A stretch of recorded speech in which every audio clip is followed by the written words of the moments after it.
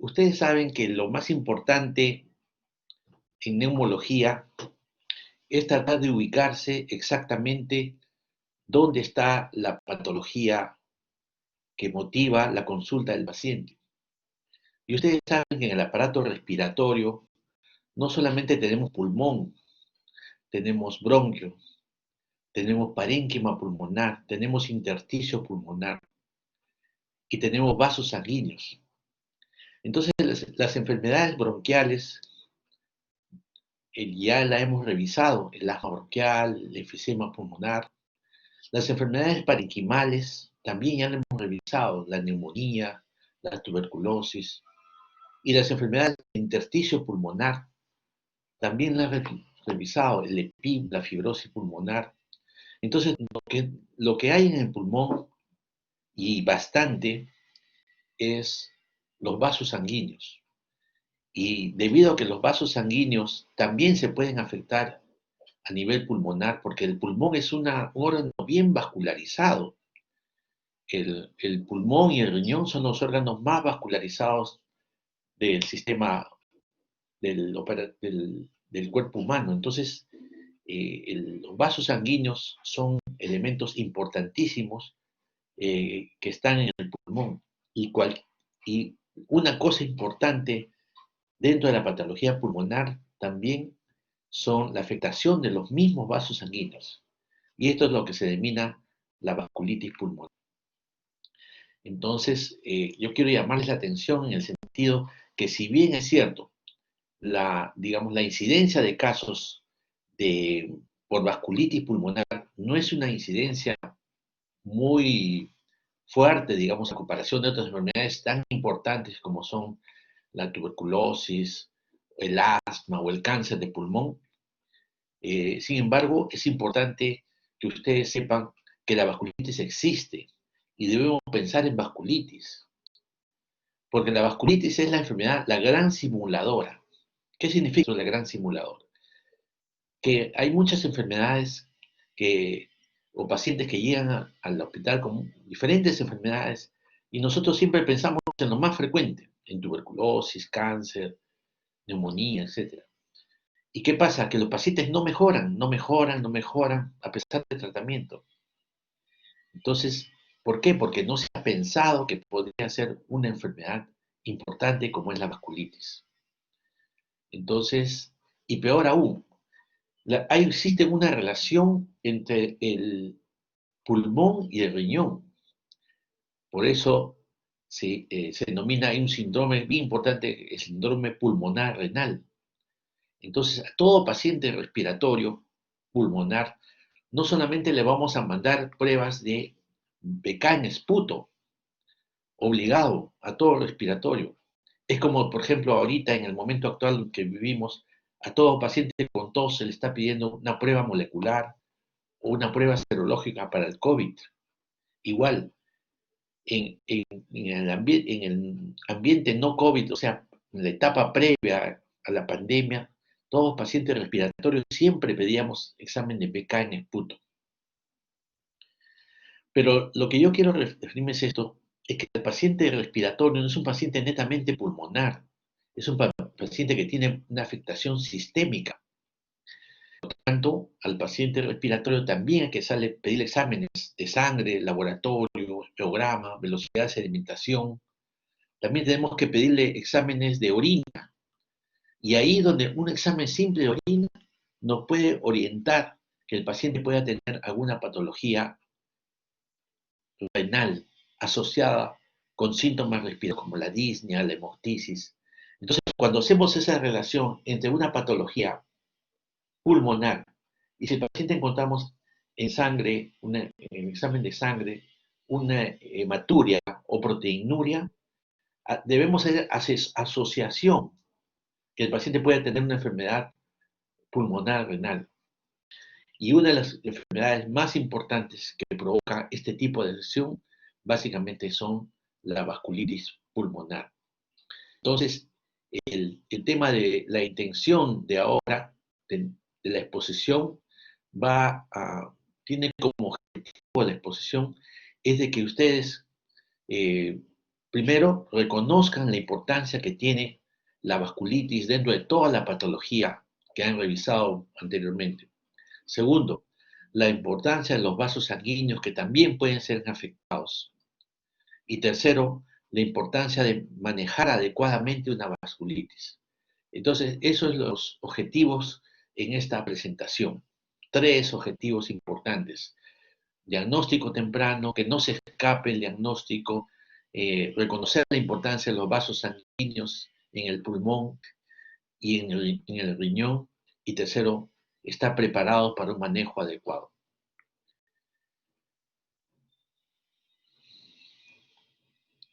Ustedes saben que las vasculitis son enfermedades, o sea, poco frecuentes, son raras, pero normalmente en la patología, digamos, de la especialidad, el neumólogo, siempre nos consultan por algo que la mayor parte no van a estar familiarizados.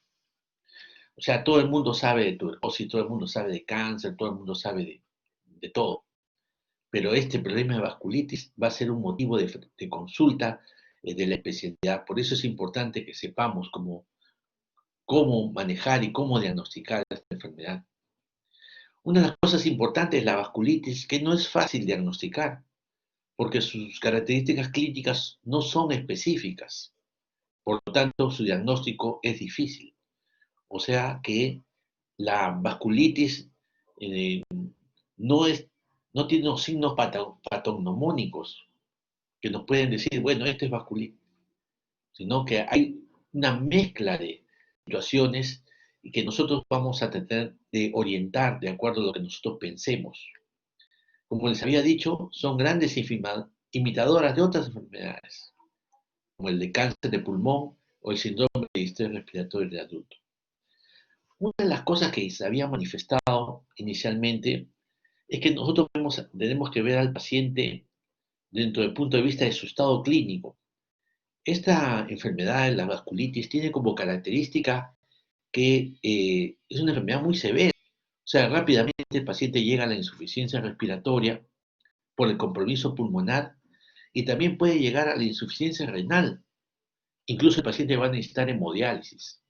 Por eso es que nosotros tenemos que tener en cuenta que a veces es confundido por el cáncer de pulmón porque el compromiso en los infiltrados o las lesiones que vemos en las placas radiográficas y en la tomografía pueden ser semejantes o parecidos. Y el distrés respiratorio del adulto, digamos, por la rapidez que llega a la insuficiencia respiratoria y un pulmón blanco, a veces todo el mundo piensa que ese pulmón blanco es por el distrés respiratorio del adulto. Entonces tenemos que tener cuidado porque rápidamente puede viajar y puede llegar hasta cuidados intensivos. Y la mortalidad, lógicamente cuando no se diagnostica a este paciente y se da tratamiento con corticoides, con antibióticos, tratamientos que no son, entonces el paciente fallece porque sigue evolucionando. Entonces, si no se trata adecuadamente, tiene una alta mortalidad. Lo más importante de esta vasculitis, que es una enfermedad que sí tiene tratamiento, que sí llega a recuperarse el paciente, y cuanto más temprano hagamos el diagnóstico, más, digamos, vamos a evitar las secuelas posteriores de esta enfermedad. Entonces, debemos reconocer claramente todo lo que es la patología del sistema vascular. Los vasos sanguíneos se caracterizan por ser vasos sanguíneos de grandes vasos o grandes vasos, los medianos vasos sanguíneos de mediano tamaño y los vasos sanguíneos pequeños. Para los efectos del problema, digamos, la asociación con el pulmón, las vasculitis más importantes son las vasculitis pulmonares asociadas a vasos pequeños. Entonces, eso es lo que tenemos que considerar en esta presentación. Vamos a referirnos esencialmente a la vasculitis de vasos pequeños, porque esas vasculitis de vasos pequeños son las que dan primordialmente compromiso pulmonar o manifestaciones pulmonares, síntomas pulmonares, hallazgos radiográficos y tomográficos pulmonares. Entonces, ya seguramente en su clase de reumatología han visto la enfermedad de la arteritis de Takayasu, o los arteritis de células gigantes, o la poliarteritis nodosa, que comprometen los grandes vasos y los vasos medianos. Nosotros nos vamos a referir básicamente a las vasculitis de pequeños vasos y principalmente a las vasculitis asociadas al ANCA. Esto del ANCA es una cosa importantísima. Cada vez que hablamos de vasculitis, siempre ustedes acuérdense del ANCA, porque hay vasculitis asociados a estos autoanticuerpos anticitoplasmáticos y que van a ser básicamente la granulomatosis de Wegener, la poliarteritis, el síndrome de Church-Strauss, y ahora vamos a revisar estos vasculitis asociadas con el ANCA. Y hay otros vasculitis en las cuales están asociados a complejos inmunes, como la crioglobulinemia, antimembrana basal glomerular, que son vasculitis también a vasos pequeños. Pero entre todos estos son los más importantes y eso es lo que tienen que ustedes, ponerse bien atentos a todo este tipo de patología, que es esta lo que nosotros vamos a ver básicamente, ¿ya? La vasculitis a vasos pequeños asociados al ANCA. Entonces, esa es la finalidad de nuestra presentación. No vamos a hacer una clase aburrida de vasculitis que tiene un montón digamos, de aristas. Vamos a referirnos básicamente a este tema de la vasculitis de vasos pequeños asociados al ANCA. Entonces, esa es la intención de la presentación. ¿Cuál es el cuadro clínico de esta vasculitis? Esta vasculitis se presenta básicamente, el paciente tiene pérdida ponderal, o sea, pérdida de peso, una pequeña febrícula, y una cosa importante, tiene marcadores inflamatorios elevados. Nosotros siempre pedimos inicialmente un hemograma, pero siempre es bueno a pedir marcadores inflamatorios como la velocidad de sedimentación, el PCR. Significa que hay un inflamatorio de por medio. Otra de las cosas importantes es que no hay mejoría de la enfermedad torácica. Hay una disnea que no se explica, una hipoxia importante, desaturación inexplicable del ejercicio, el paciente tiene una hemoptisis, a veces la hemoptisis a veces inicialmente no puede haber ningún tipo de imagen en la placa radiográfica. Y hay una cosa importantísima en la vasculitis que ustedes tienen que poner en consideración. Hay compromiso de la mucosa nasal. Entonces, no se olviden la mucosa nasal y los senos paranasales. Ya hemos visto en las clases, en seminarios o en las clases prácticas, la importancia que tiene evaluar los senos paranasales en neumología, sobre todo en los pacientes que tienen asma bronquial, asma severa, no controlada. Entonces, importancia que tiene en los vasculitis evaluar las fosas nasales y evaluar los senos paranasales, porque ahí nos puede dar un inicio que el paciente puede tener una vasculitis. O sea, algo que no tiene nada que ver con pulmón puede darnos un indicio a enfermedad de la vasculitis pulmonar. Otra cosa importante es las sibilas. Ustedes seguro sus profesores le han dicho ya hasta el hastío, de que no todo lo que le silba a uno significa que tiene asma bronquial. Entonces, eso se da claramente. Estas sibilancias es un broncoespasmo, básicamente, porque existe una serie de mecanismos inflamatorios que van a ir no solamente a la parte vascular, sino extravascular y al intersticio pulmonar. El componente eosinófilo es una cosa importante, no solamente en el árbol bronquial para producir el asma, sino también a nivel vascular para determinado tipo de vasculitis. Entonces, cuando hay eosinófilos de por medio, siempre ustedes piensen que el paciente puede tener broncoespasmo en cualquier momento.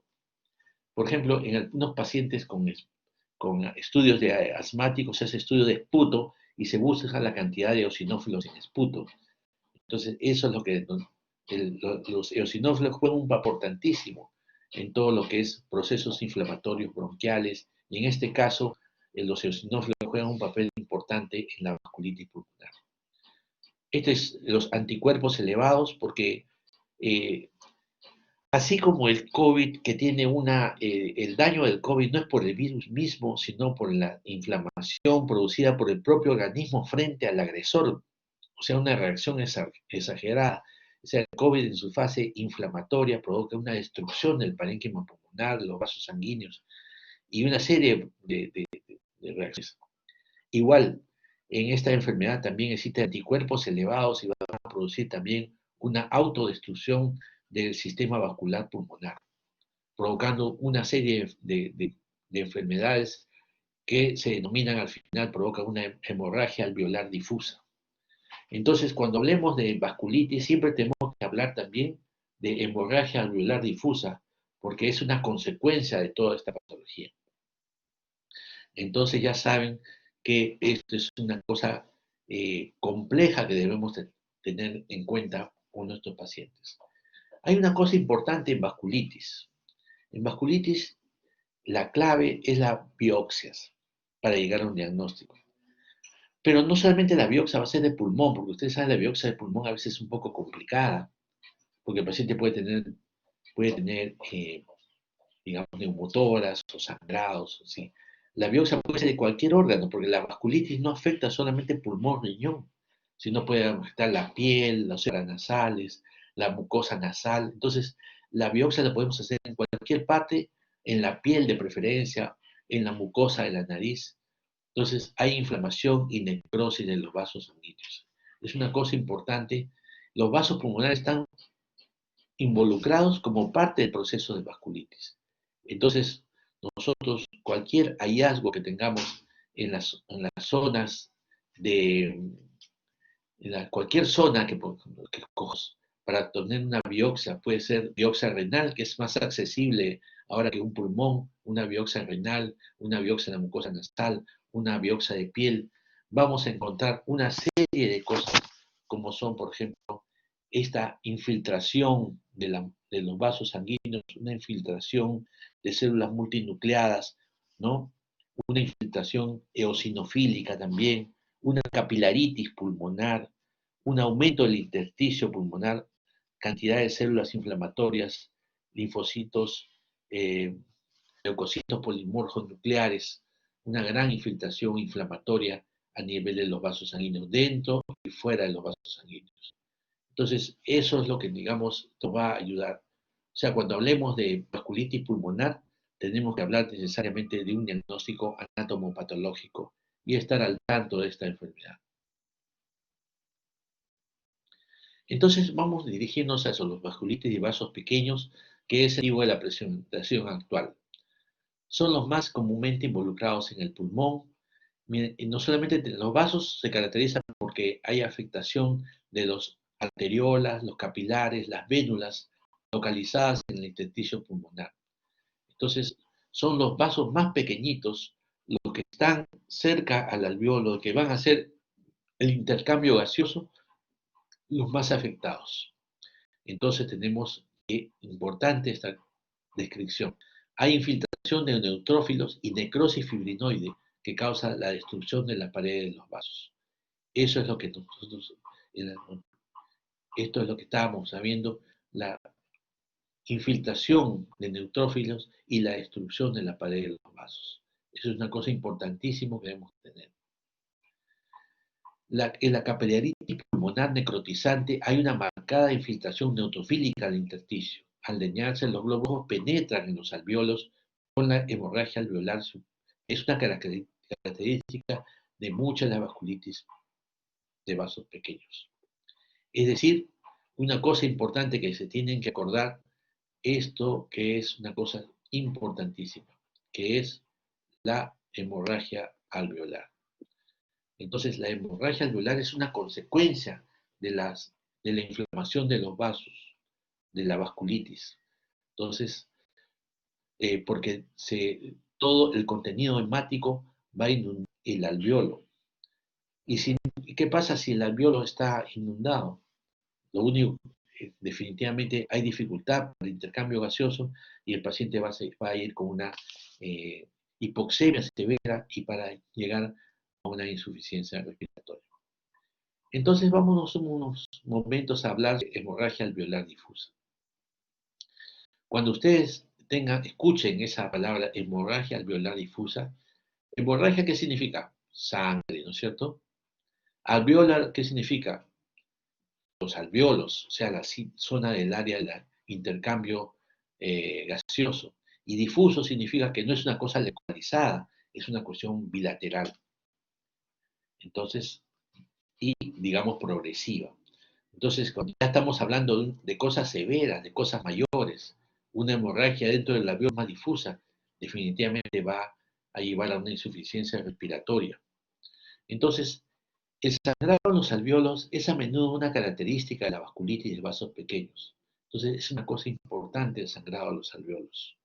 La mayor parte de esta sangre tiende a permanecer en los pulmones y no es expectorada. ¿Por qué? Porque están bien distantes, es lo más distal, o sea, el alveolo es lo más distal del árbol bronquial o el árbol respiratorio. El alveolo está metido acá, la sangre, no es como, por ejemplo, la hemoptisis de la bronquiectasias, la hemoptisis del cáncer, la hemoptisis de la micosis pulmonar, porque ahí el sangrado está en el árbol bronquial, en cambio esto está más adentro, está a nivel del alveolo. Entonces, es difícil, no le vamos a dar cucharaditas para la tos expectorante a este paciente, pues no va a mejorar nunca. Los pacientes pueden tener historias de vasculitis que preceden semanas o meses. Una cosa importante, la vasculitis es una enfermedad crónica, o sea, la sintomatología tiene más de 2 meses. Sin embargo, no le prestamos atención. ¿Por qué? Porque el paciente tiene un problema de la mucosa nasal, unas manchitas en la piel, tampoco le pensamos. ¿Quién va a pensar que tiene algo en el pulmón? El paciente tiene una tos inespecífica, ahí cuando toman una placa no hay nada. Entonces, ¿quién va a pensar en vasculitis? Entonces, el paciente cuando va de pronto tiene una hemoptisis importante y una disnea severa, entonces ahí ya pensamos en esta enfermedad. Es una disnea lentamente progresiva con hemoptisis de forma aguda con hipoxia. Entonces, el paciente está tan severamente comprometido en cuanto a su hipoxia que puede provocar un compromiso de insuficiencia respiratoria y va a necesitar soporte ventilatorio. Imagínate en este momento en que las camas de UCI están totalmente copadas y las máquinas el respirador mecánico está totalmente colapsado por la pandemia. Imagínate un paciente con hemorragia alveolar difusa. ¿Qué vamos a hacer con el paciente? Entonces en la mañana estábamos filosofando, estábamos pensando qué en momento actual, cómo serán nuestros pacientes crónicos respiratorios, dónde estarán, qué estarán recibiendo.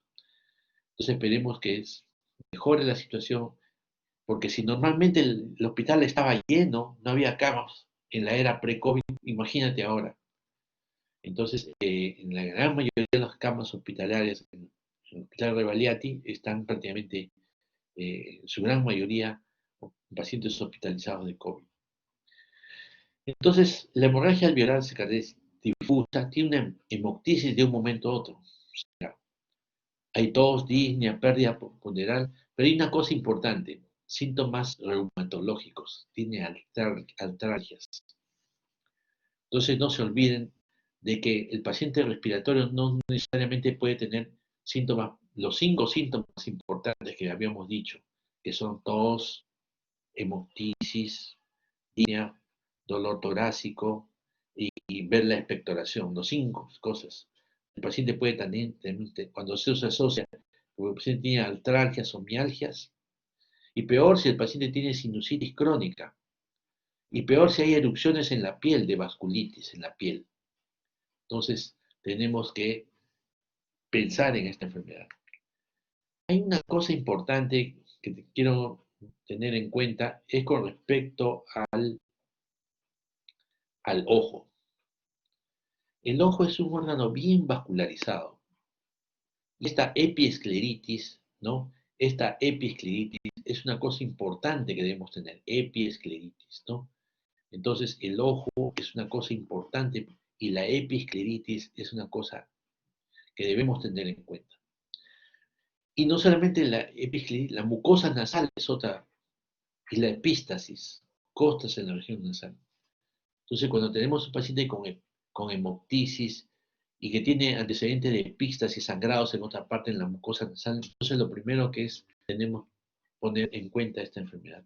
Y peor aún, si el paciente tiene algún grado de hematuria. A veces la hematuria puede ser macroscópica, el cambio del color de la orina, pero lo más importante es que es un examen simple de orina, nos puede encontrar no solamente glóbulos rojos en la orina, sino también proteínas.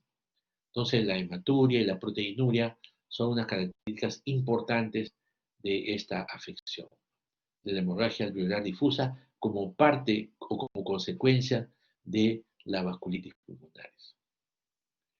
Causas de hemorragia alveolar son la enfermedad de Guth-Pachel, la endosis de Wegener, que son las enfermedades importantes de vasos pequeños, pero también enfermedades reumatológicas que ustedes seguro ya han visto, como el lupus, la artritis reumatoide, la esclerosis sistémica progresiva y también la polongiitis microscópica como enfermedad también de los vasos pequeños.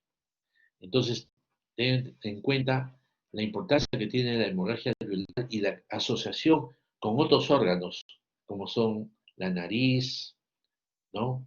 Como son los ojos, como son los riñones, y la importancia que tiene a una asociación con enfermedades reumatológicas, es decir, enfermedades del tejido conectivo. Y eso es lo más importante que debemos tener en cuenta. No sé, la hemorragia alveolar difusa definitivamente tiene que ser hospitalizado el paciente para ver sus fluidos endovenosos, ¿no? Transfusión sanguínea, oxigenoterapia de soporte, un monitoreo adecuado, no solamente la parte cardiovascular, sino un monitoreo digamos, de sus marcadores inflamatorios, de sus niveles de hemoglobina que pueden ir hacia abajo, evaluar la función renal, la diuresis, porque estos pacientes van a ir a la insuficiencia renal. El diagnóstico subyacente, o sea, cuál es la enfermedad de fondo que tiene el paciente, y lógicamente el tratamiento de la hemorragia alveolar difusa cuando ya tiene todos los parámetros, de todos los parámetros anteriores ya conocidos, entonces el tratamiento básicamente es la inmunosupresión. O sea, no hay que tener miedo a estos medicamentos inmunosupresores como corticoterapia alta dosis y la ciclofosfamida, porque es la única garantía que pueda retornar todo a su sitio y el paciente pueda evitar, digamos, el colapso cardiorrespiratorio. Corticoterapia alta dosis y la ciclofosfamida como una terapia inmunosupresora. Lógicamente la hemodiálisis, digamos, de apoyo, porque el paciente va a ir a la falla renal aguda y sin este estudio en la terapia con hemodiálisis el paciente no va a mejorar. Entonces hay que tener en cuenta esto. Miren, como un compromiso severo pulmonar, unos infiltrados difusos que hacen coalescencia, o sea, se juntan infiltrados que hacen coalescencia, se unen las opacidades pulmonares. Esto, si no fuera un caso tan agudo, pero el paciente está monitorizado, ¿no? Está con máscara de Venturi o reservorio, ¿no? Está en una unidad de cuidados intensivos, puede llegar a la intubación y ventilación mecánica. Si no fuera con todos estos parámetros, nosotros diríamos que tuviera alguna otra enfermedad respiratoria. Entonces hay que tener cuidado. Esto puede sospecharse de un cáncer de pulmón. Un cáncer de pulmón también da un comienzo así difuso, pero generalmente son pacientes que no tienen, son de curso progresivo. Esto es una cosa aguda, una cosa rápida, y el paciente puede tener un compromiso agudo, casi severo, rápidamente progresivo. El cáncer del pulmón es una enfermedad más progresiva, más lenta, no llega a esos estados.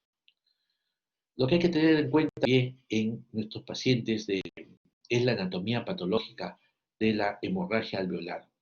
Miren cómo los alveolos, hay un contenido sanguíneo dentro de los alveolos que no pueden, digamos, como característica de la hemorragia alveolar. Hay capilaritis pulmonar, hay un intersticio, esta es la parte intersticial, este es un alveolo, y este es el intersticio. Este intersticio está aumentado con células o con leucocitos polimorfos nucleares. Este es el intersticio pulmonar, y, ¿no? Y hay infiltración de leucocitos polimorfos nucleares, que es característico de esta enfermedad. Y miren una tomografía, cómo pueden ver estos compromisos, mira estas opacidades, digamos, que hacen coalescencia y que pueden, en algunos casos, sospechar de que es una neoplasia pulmonar, un adenocarcinoma, o lo que llamamos un adenocarcinoma bronquiol alveolar. Sin embargo, existen con manifestaciones nasales, de piel, manifestaciones renales, hematuria, proteinuria. Entonces, algo que nos... Y los marcadores inflamatorios están elevadísimos, y esto nos puede, digamos, nos puede llevar al diagnóstico de una hemorragia alveolar difusa. El paciente está severamente comprometido, y con un tratamiento inmunosupresor va a mejorar el paciente. Con corticoterapia, a veces se ha llegado a impulsos de corticoterapia, y mejora el paciente rápidamente. Hay una cosa importante que debemos tener en cuenta en nuestros pacientes con, eh,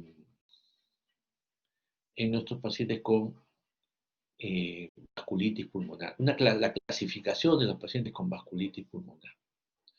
Entonces, nuestros pacientes con vasculitis pulmonar, básicamente es cuando hay manifestaciones se dividen en vasculitis de mediano calibre. Básicamente es la poliarteritis nodosa, que es, digamos, poco frecuente, ¿no? La vasculitis de vasos grandes, como son la enfermedad de Takayasu, tampoco no es muy, no, no lo vemos mucho normalmente en la patología. Y lo más importante es que este estudio del ANCA no, digamos, no está asociado al ANCA. Entonces, ¿qué cosa es el ANCA? Es una cosa importante en cuanto a estudio de ANCA. ¿Qué cosa es el ANCA? Son autoanticuerpos que pueden tener un papel, digamos, importantísimo en la patogénesis. No solamente son marcadores de la evolución de la enfermedad, sino tienen que tener un papel importante en el desarrollo de la enfermedad. Reaccionan a las enzimas de los granulos citoplasmáticos, y de dos maneras a los neutrófilos, con un patrón citoplasmático difuso, que es el ANCA-C, o el patrón perinuclear, que es el ANCA-P. Entonces, cuando nosotros hablamos de ANCA, necesitamos necesariamente hablar de dos tipos de patología, ¿no? Del ANCA-C y el ANCA-P.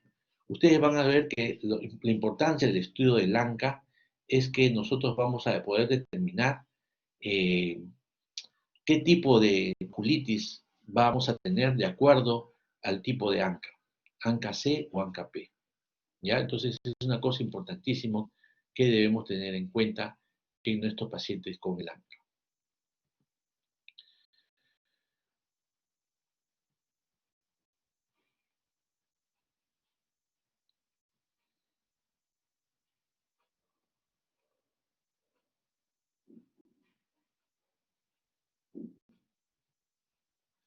Una de las cosas importantes es el ANCA-C.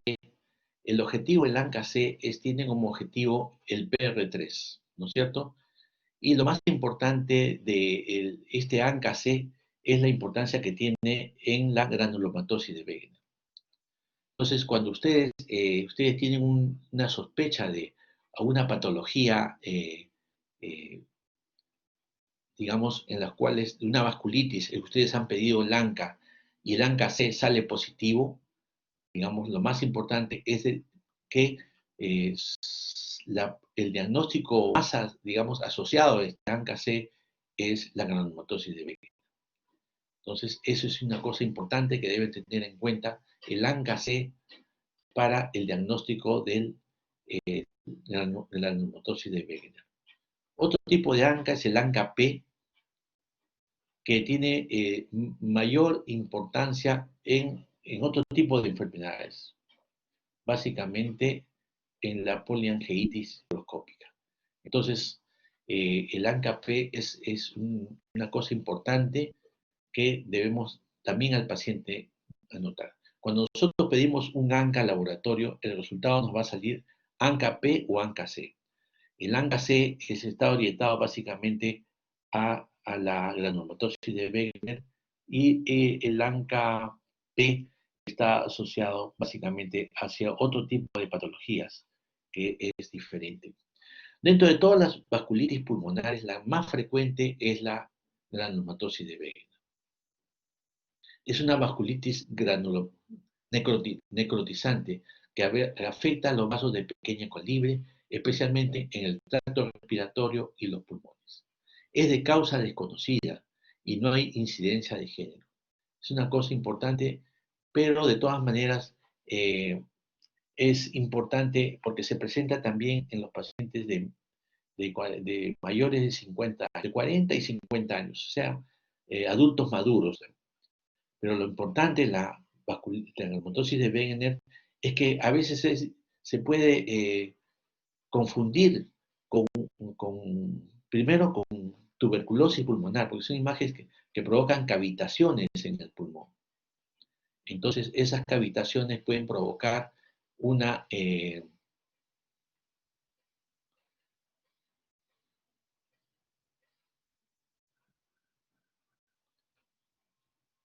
o sea, acá ponen una cavitación, ¿no es cierto?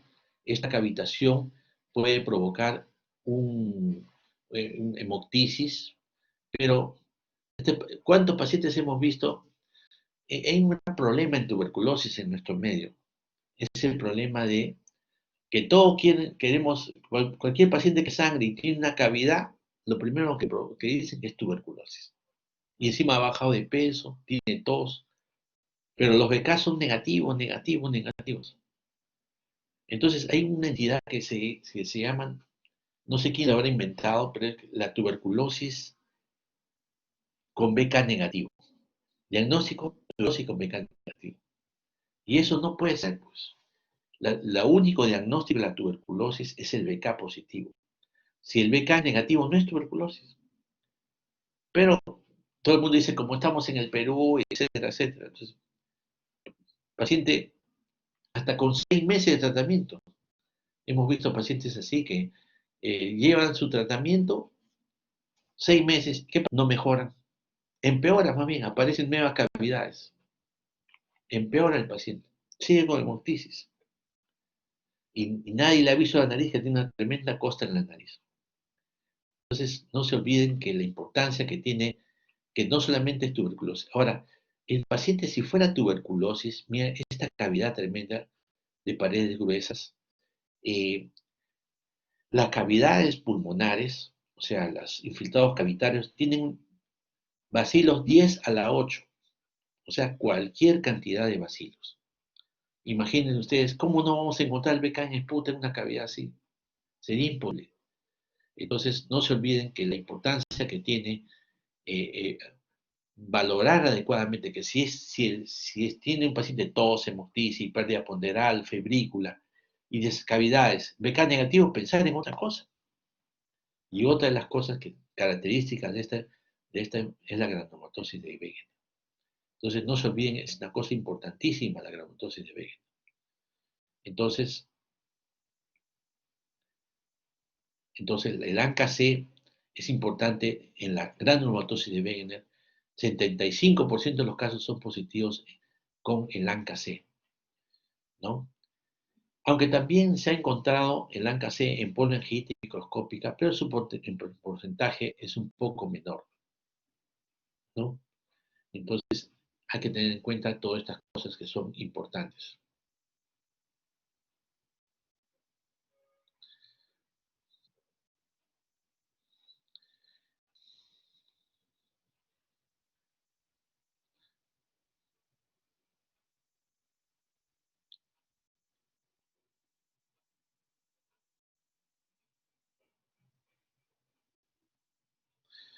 Una cosa importante en el ANCA es el diagnóstico histológico, perdón, en el ANCA no, en la granulomatosis de Wegener es el diagnóstico histológico. Aparte de las lesiones en las manos, por ejemplo, ¿no? Tenemos el diagnóstico histológico que podemos hacer perfectamente en la mucosa nasal, en la mucosa de la piel y en algunos casos a nivel pulmonar cuando hay lesiones pulmonares.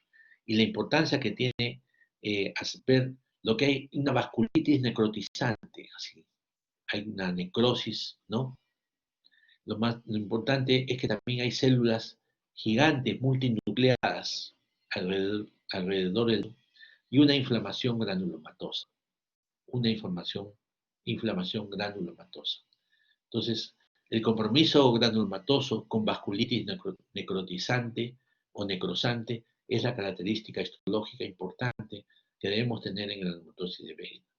Se encuentra fácilmente, entonces, pero tenemos que ver exactamente dónde está afectada la lesión.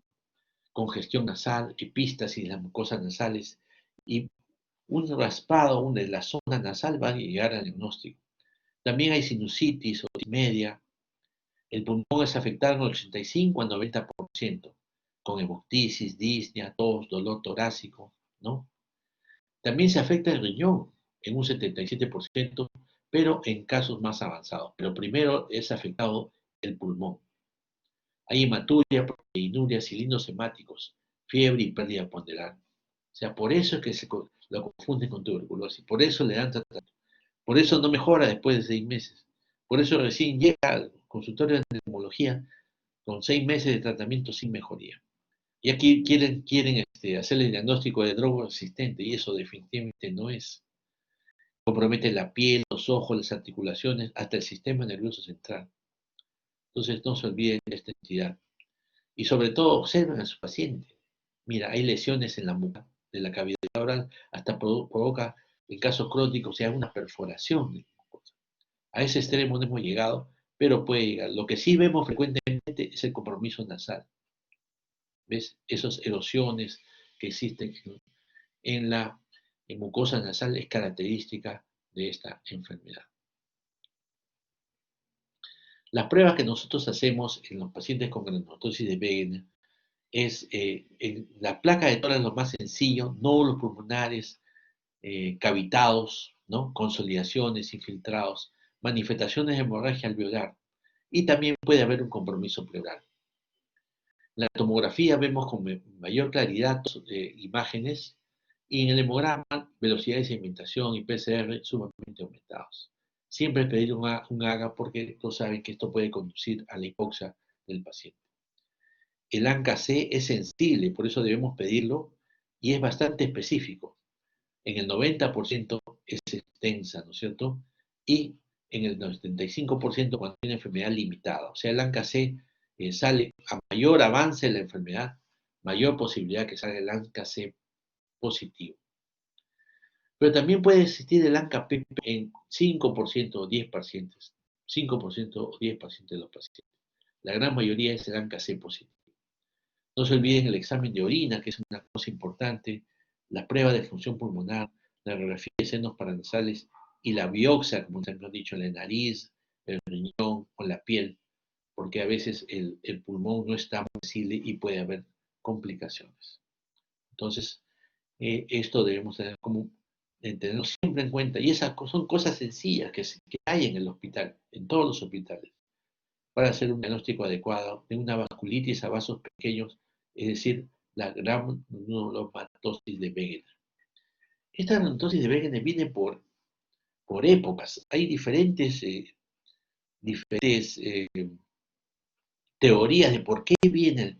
A veces cuando nosotros encontramos una granulomatosis de Wegener en un paciente, a los 15 días viene otro paciente. Y al mes viene otro paciente y después de ahí comienza a bajar. Todavía no se sabe exactamente por qué presentan unos pacientes unas veces, por qué se presenta esta enfermedad. Sabemos la causa, la inflamación de los vasos sanguíneos, compromiso renal, pero sabemos cómo es que se presenta. Hay algunas teorías, como una teoría de algún agente infeccioso, algo que motive que se alteren los vasos sanguíneos. El objetivo del tratamiento de la neumatosis de Wegener es evitar la necrosis irreversible del tejido. O sea, un daño ya, digamos, sin mejoría, por ejemplo, del tejido renal, y el paciente llega pues a la insuficiencia renal y necesidad de hemodiálisis.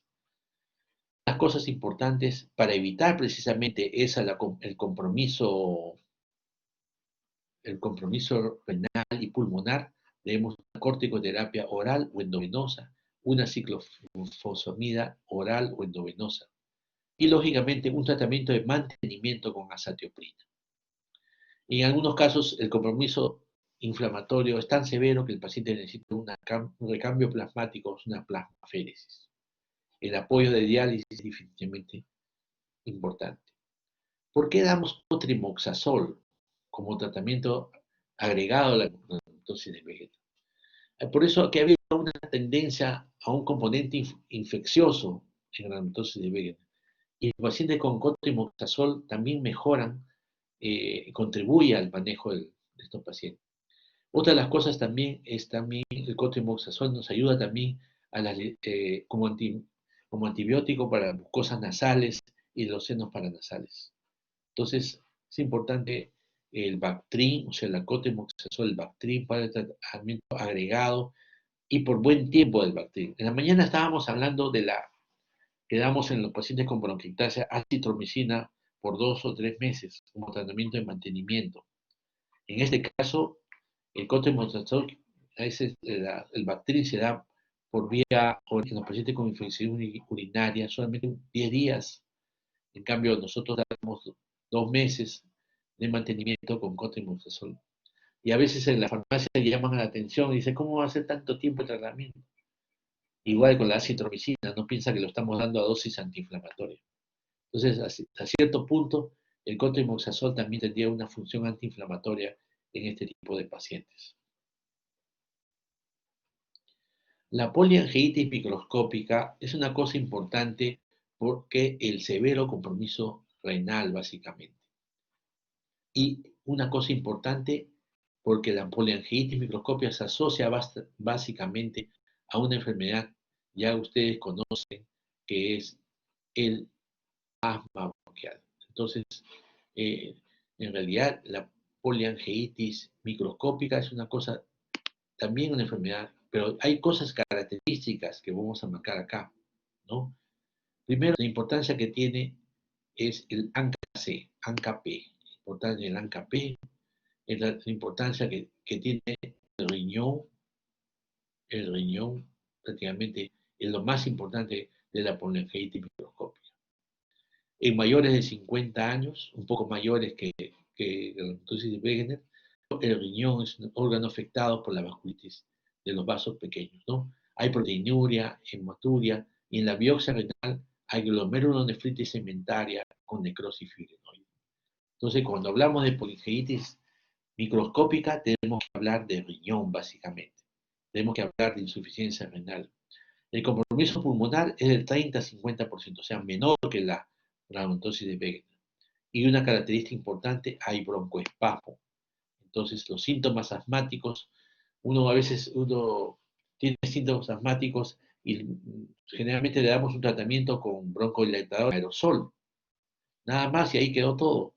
El paciente no mejora, se pone peor, tiene compromiso urinario, tiene disnea, no mejora, y llega a tener hemoptisis. Y una cosa importante, este paciente puede llegar rápidamente a la hemorragia pulmonar difusa. Entonces, no se olviden que esta enfermedad por la meningitis microscópica es de mayor cuidado porque tiene un mayor compromiso pulmonar y básicamente renal. Y la característica más importante es el ANCA-P positivo.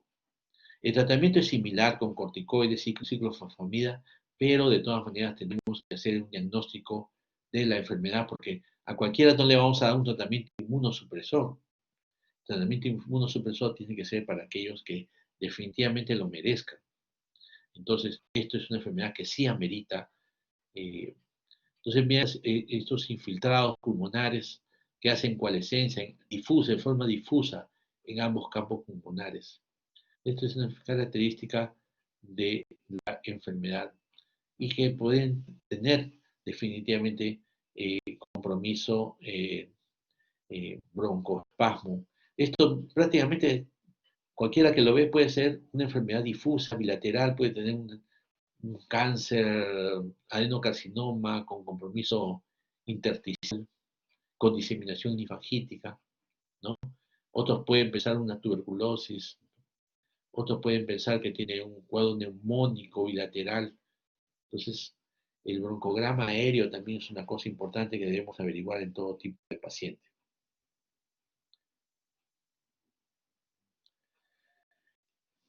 La tercera enfermedad importante es la enfermedad de Guth-Pachel. No sé si han escuchado, es una cosa importante porque se producen depósitos de inmunoglobulina G en la base de la membrana de los alvéolos y en los glomérulos, dañando el colágeno y los pulmones permiten una fuga de sangre. O sea, el paciente puede tener un compromiso, digamos, conduce a una hemorragia alveolar difusa también. Existen anticuerpos antimembrana glomerular basal que son detectados en sangre.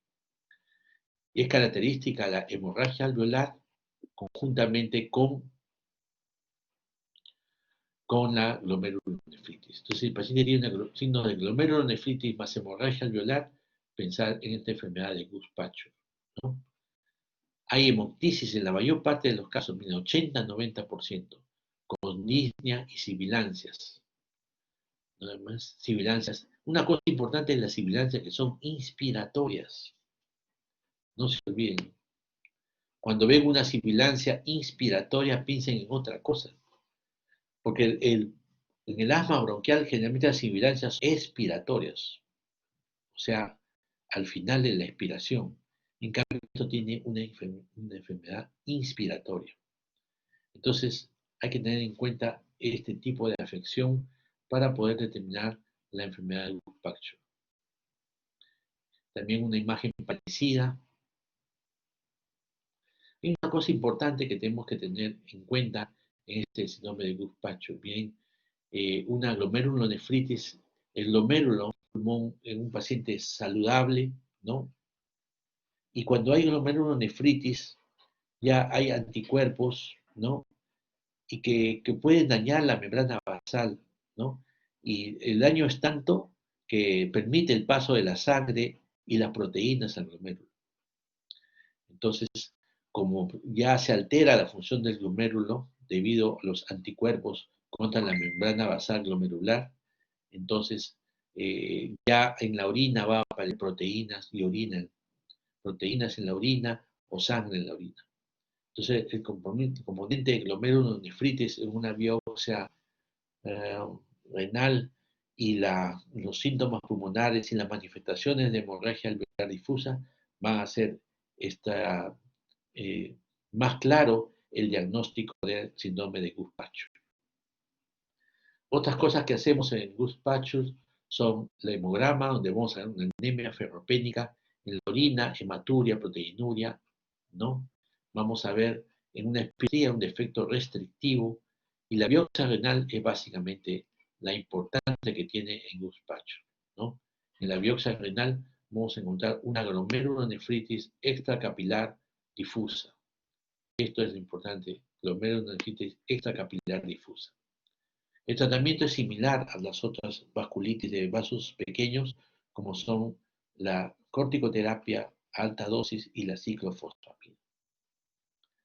Entonces, no se olviden la importancia que tiene este síndrome de Guth-Pachel y sobre todo su compromiso renal, que puede ser, digamos, básico para poder detectarlo y saber a qué se debe esta enfermedad. Ya vamos a terminar. La última dentro de las enfermedades importantes de vasos pequeños es la poliangiitis granulomatosa eosinofílica. Realmente esto bien claro, la enfermedad de Church-Strauss. Pero lo más importante, esta infiltración eosinofílica. Porque los eosinófilos los vamos a encontrar a todo nivel. Es una cosa importante, el síndrome de Church-Strauss o infiltración eosinofílica.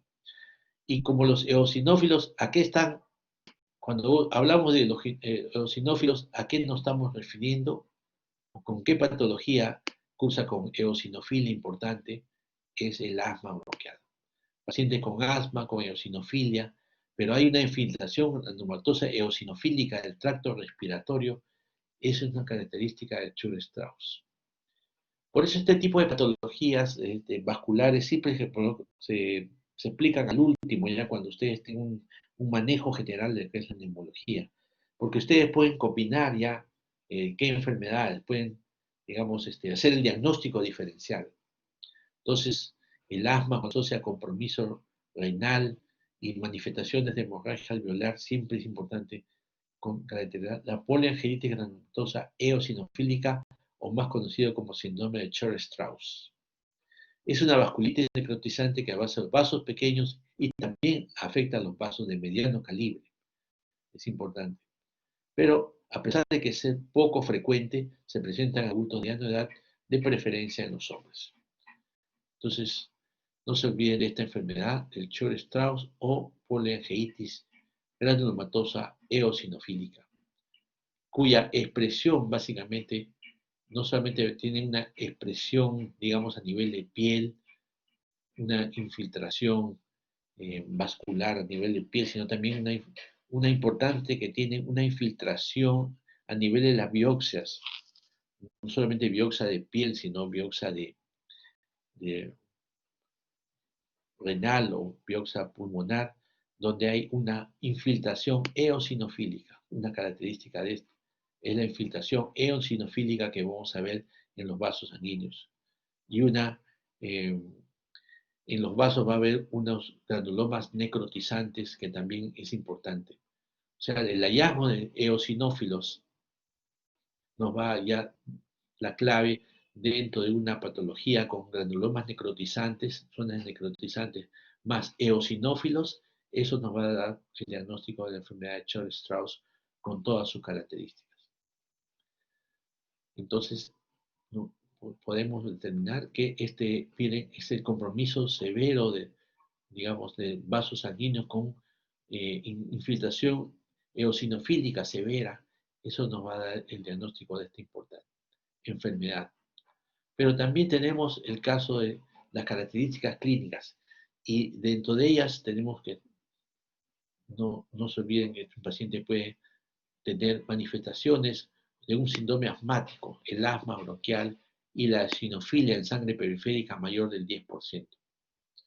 Entonces hay características de Church-Strauss. Y esto podría ser una pregunta de examen, ¿no? Podría ser, no les aseguro, pero una cosa del Church-Strauss y su relación con el asma o sinofilia es una cosa importante que uno debe tener en cuenta. Neuropatía vasculítica, neuropatías múltiples, los infiltrados pulmonares, la miositis, la mialgia, la artralgia.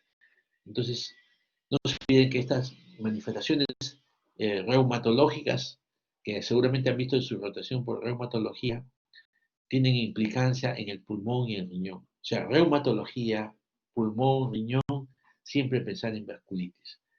La fiebre y la pérdida de peso son afectaciones generales. O sea, por eso es que a veces lamentablemente en estos pacientes con enfermedades inflamatorias, vasculares, son la mayoría tratados como si fueran infectados con antibióticos.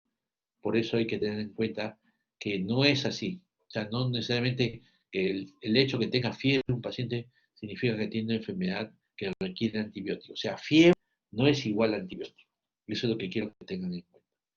Fiebre es una reacción normal del organismo frente a algún agresor. Y ese agresor puede ser un virus, como por ejemplo el virus del SARS-CoV-2 que provoca el COVID-19. Fue una inflamación el cáncer también provoca fiebre por necrosis tumoral. No se olviden que la fiebre no es sinónimo de antibiótico. ¿Ya? Ya estamos terminando.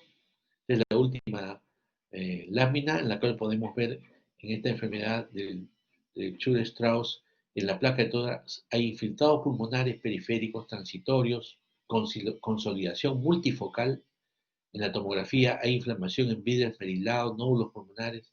Y en la broncoscopía podemos hacer un lavado bronquialveolar, hay una eosinofilia marcada. La biopsia se hace en la piel, riñón, pulmón y una infiltración eosinofílica en los tejidos. Igual, el tratamiento es igual con corticoides de alta dosis y la ciclophosphamida, también con tamoxifeno profiláctico y buen pronóstico si es una enfermedad aislada del pulmón. Buena respuesta a esteroides. Tenemos que cuidar básicamente el compromiso. Con una buena terapia inmunosupresora vamos a poder detener la enfermedad y, y evitar los cambios crónicos que se pueden provocar a todo nivel, no solamente a nivel del pulmón, sino también del riñón, básicamente. Entonces, eso es todo lo que les quería manifestar con respecto a este problema de la vasculitis. Ya hablar de los vasculitis vasos medianos, vasos grandes, ya seguramente lo han visto en reumatología y generalmente no provoca mayor compromiso pulmonar, por eso es que no lo pensamos. Ustedes acuérdense bien de la granulomatosis de Wegener, del Chur-Strauss, de la hemorragia alveolar, ¿no? Entonces, acuérdense bien de lo que es la hemorragia alveolar difusa como consecuencia de todo esto, y yo estoy seguro que,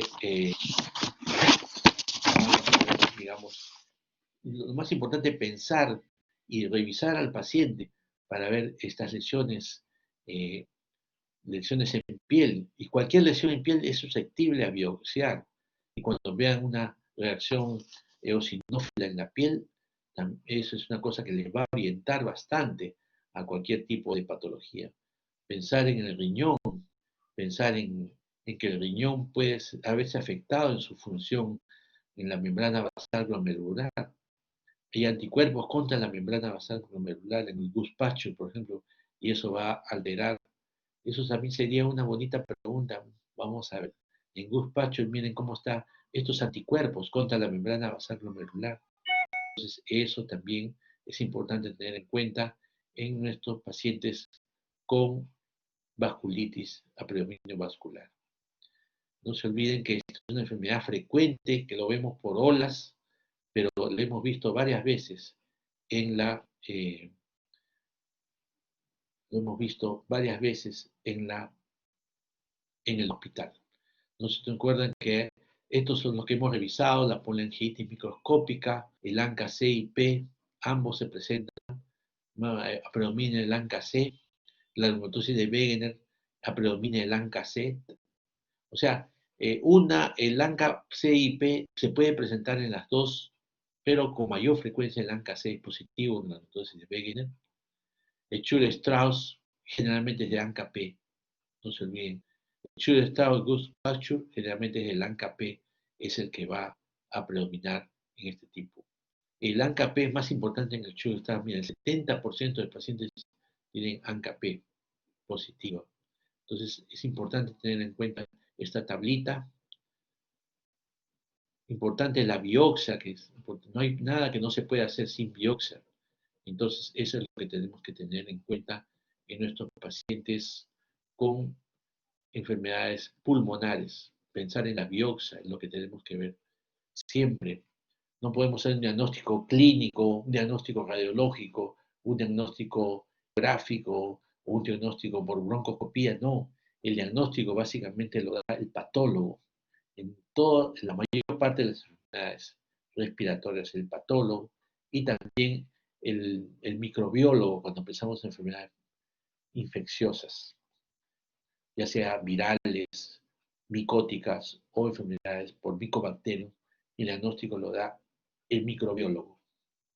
Muy bien, es todo lo que les quería manifestar el día de hoy. No sé si hay alguna pregunta. Dígame, Ilan Joel. Doctor, ¿cuál sería la diferencia entre la polengitis microscópica y la de Chur-Strauss si ambos tienen ANCA-P positivo, ambos pueden hacer ANCA-P positivo y al mismo tiempo pueden estar asociados a síntomas del asma?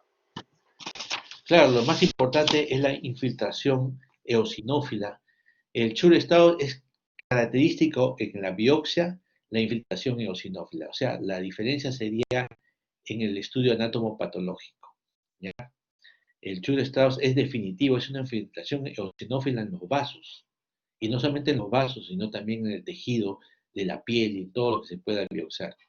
O sea, el comienzo eosinófilo es, digamos, clave en el Church-Strauss, ¿no? En el lavado bronquiolveolar, por ejemplo, nos encontramos eosinófilos. O sea, el paciente está inundado de eosinófilos. O sea, es mayor el compromiso, digamos, de eosinofilia en este tipo de paciente. ¿Ya? ¿Alguna otra pregunta?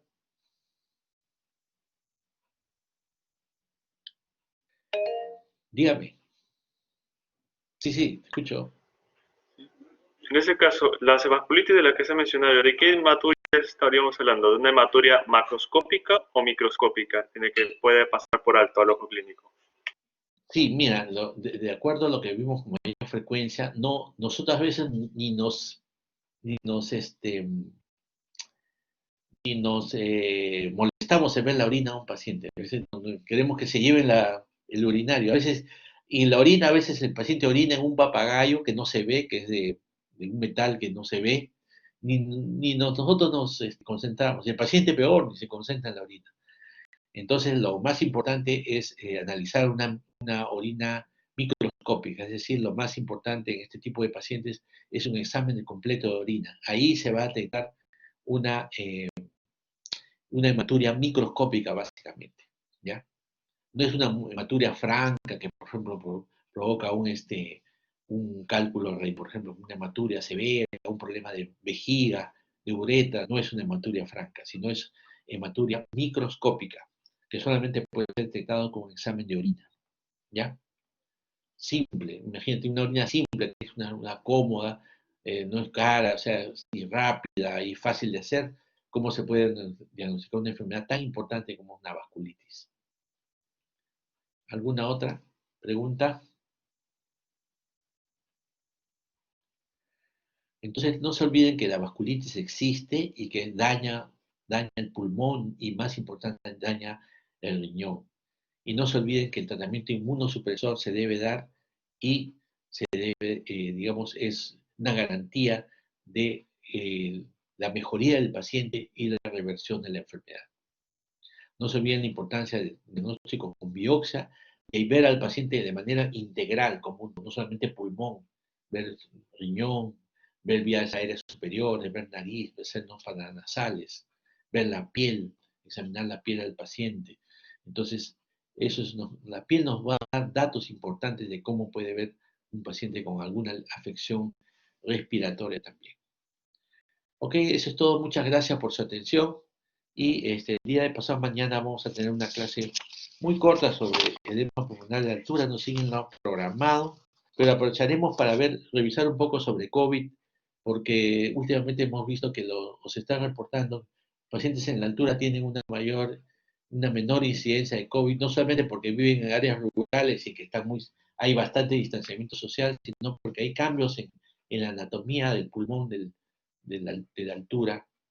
Y otra cosa importante es que ya como se va de nuevo a retornar a la normalidad y generalmente hay viajes a la altura y todas esas cosas, manejar adecuadamente un edema pulmonar en la altura es una cosa importantísima, porque muchos eh, llegan de otros países y tienen problemas serios y pueden comprometer pueden provocar insuficiencia respiratoria en este tipo de pacientes.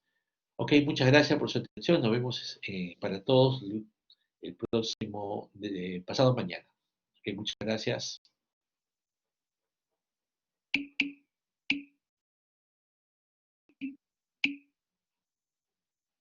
Gracias por sus comentarios. Gracias por sus comentarios y por su participación.